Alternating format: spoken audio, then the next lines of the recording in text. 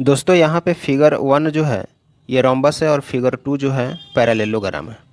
Rhombus के all side equal होता है और पैरेललोग्राम का opposite side equal and parallel होता है। ठीक है, तो अगर डायगोनल दिया हुआ रहेगा रोम्बस या पैरेललोग्राम का या ना, तो इसका एरिया निकालने के लिए एरिया ऑफ पैरेललोग्राम या area of rhombus half into D1 into D2 यानी product of diagonals, half into product of diagonals इसका फार्मूला होता है। ठीक है, इसी फिगर का अगर रोम्बस या पैरेललोग्राम का अगर हाइट दिया हो, मतलब किसी भी साइड पर उसके अपोजिट वर्टेक्स से अगर परपेंडिकुलर ड्रॉ हो, तो इसका एरिया निकालने के लिए फार्मूला हो जाएगा बेस इंटू हाइट। ठीक है, यहाँ पे पैरेललोग्राम का क्षेत्रफल 108 सेंटीमीटर दिया हुआ है और इसका हाइट निकालना है, और जिस साइड पे हाइट ड्रॉ है उस साइड की लंबाई 12 सेंटीमीटर दिया हुआ है। तो हम जानते हैं कि एरिया ऑफ पैरेललोग्राम होता है बेस इंटू हाइट। यहाँ पे बेस वह साइड होता है जिस पे परपेंडिकुलर यानी कि एल्टीट्यूड ड्रॉ होता है, तो इसका एरिया निकालने का फार्मूला होता है बेस इंटू हाइट।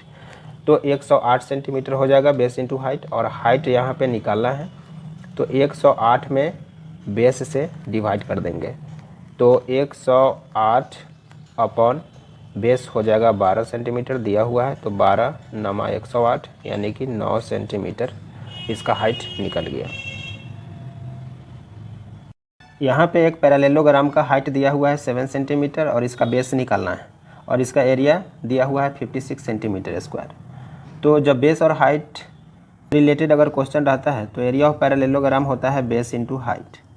तो बेस इंटू हाइट एरिया हुआ, इसका दिया हुआ है 56, और यहाँ पे बेस निकालना है तो b इज इक्वल टू हो जाएगा 56 बाई हाइट, तो 56 और हाइट दिया हुआ है 7 सेंटीमीटर, तो 7 से 7 8 जब 56 कट जाएगा 8 बार में, तो 8 सेंटीमीटर इसका बेस निकल गया।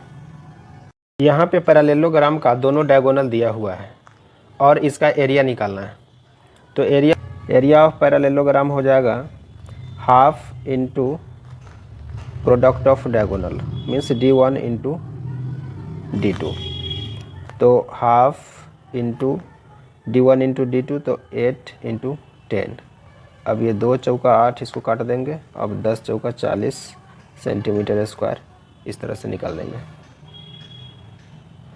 पैरेललोग्राम का डायगोनल दिया हुआ है 12 सेंटीमीटर और इसका दूसरा डायगोनल निकालना है, और इसका एरिया दिया हुआ है यानी कि D1 12 सेंटीमीटर दिया हुआ है, D2 निकालना है और इसका एरिया दिया हुआ है 48 सेंटीमीटर स्क्वायर।